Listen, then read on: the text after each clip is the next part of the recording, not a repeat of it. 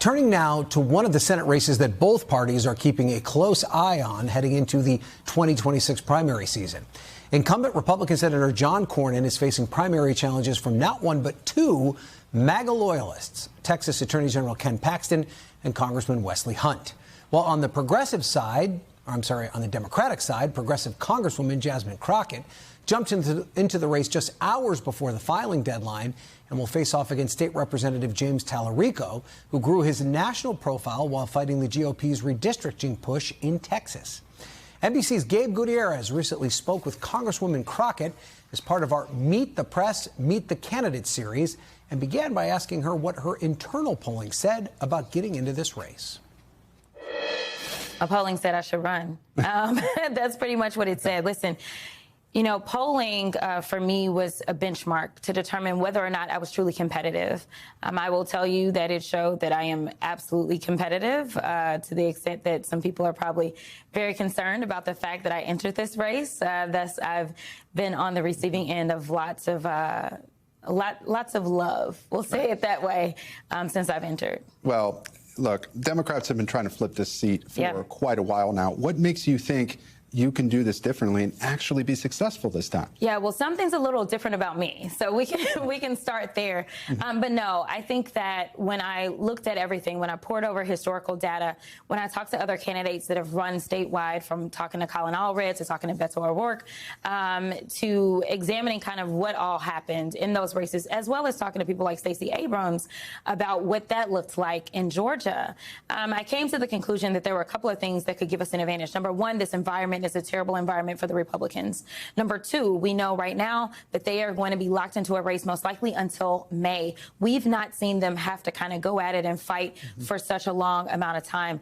And number four, we historically start with a candidate who has a great resume, but unfortunately doesn't have necessarily the name ID. And so when we're talking about $100 million race, we're starting, and that money has to be spent just so that people can start to learn that person's name and start to build a rapport. At least walking into this race, we know that our first dollars, they go to actually turning people out and more so towards persuasion and expansion. It's hard to expand if the base itself still is trying to get to know who you are. Speaking of name recognition, there is an occupant at the White House who I cover on a daily basis who knows exactly who you are, brings you up quite a bit. Is that part of the reason why you say you have such high name recognition? And aren't you the foil that Republicans want to run against? That's exactly what they like to put out there. But I don't know how many poker players normally reveal their hand before they win. And so that is what they're saying. Now, going to your first question about the name ID, I think it's a couple of things. Number one, we've always done layered communications. So my communications have not been limited to cable news networks. It's been quite expansive, from radio to local radio to nationally syndicated radio to podcasts to news stations, local as well as national, print as well as TV, as well as we've built our own ecosystem.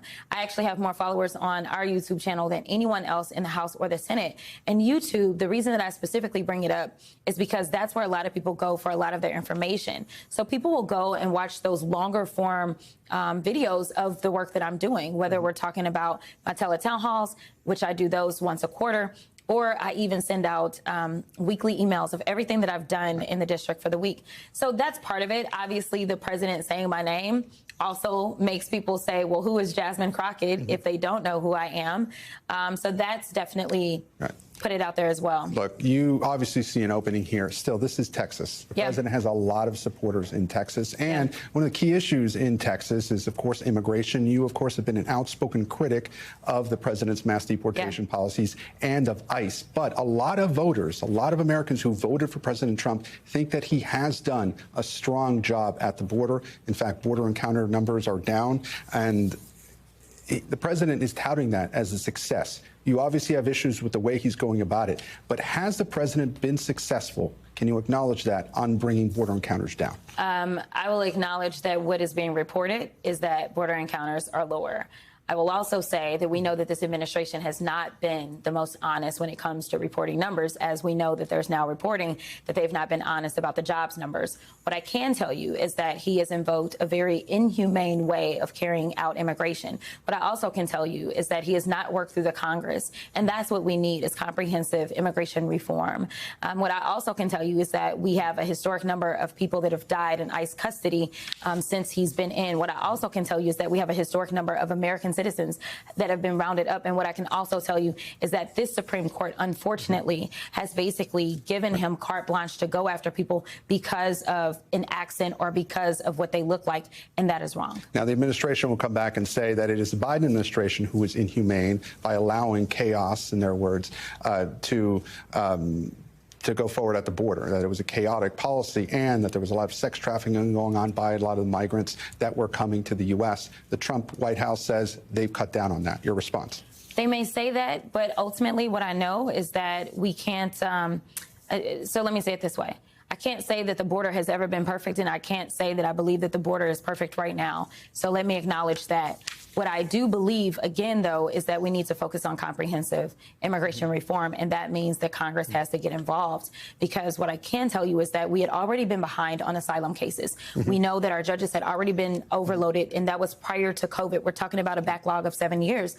That was not making it safe for us because we were not ascertaining whether or not certain people should be in this country. And quickly, Senator Cornyn reacted to your Senate campaign. He told Semaphore, quote, "Am I hiding my glee? I'll try to wipe the smile off my face. I would say it's a gift.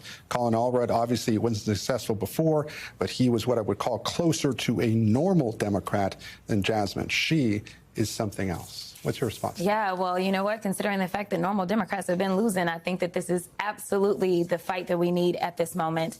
I also can tell you that it's quite disappointing that the senator has decided that he has to kind of tout this negative kind of persona in order to win over in his primary. I can tell you that the senator, frankly, when there came down to certain things, he was a good partner. I had legislation that I brought from the state level around fentanyl. He's been a partner on that legislation. I had legislation around food security. He's been a partner on that legislation.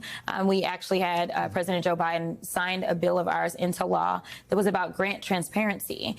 He actually was more like a normal Republican than these times have called for. But I do think that in this current environment, we probably don't need a normal Democrat if we are going to do the abnormal thing like winning in Texas. Congresswoman Jasmine Crockett, we thank you so much for your time. Absolutely.